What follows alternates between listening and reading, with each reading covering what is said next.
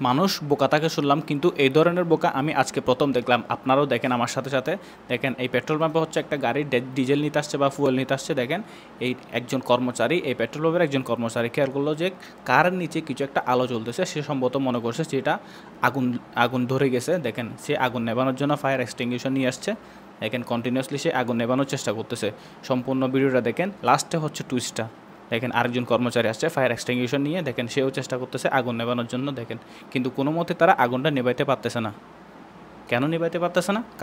কারণটা আমি আপনাদেরকে বলতেছি। কারণ হচ্ছে এটি কোনো আগুন না, এটি হচ্ছে শুধুমাত্র কারের নিচের একটি লাইট। আপনারা এর অপোজিট পাশে খেয়াল করলে দেখতে পারবেন সেম কালারের লাইট একটা বাইরে জ্বলতেছে। এই পাশেরটা হচ্ছে যার কোনো একটা কারণে লাইটটা হচ্ছে নিচে পড়ে গেছে বা আলোটা নিচ দিয়ে বের হচ্ছে, যার কারণে তারা মনে করছে এটাতে বা গাড়িতে আগুন লেগে গেছে। দেখছেন মানুষ কতটা বোকা হলে এরকমটা করতে পারে। কোনো কিছু যাচাই না করে এরকমটা করলে কিন্তু হবে। আগে আপনাদেরকে কোনো একটা জিনিস যাচাই করা উচিত।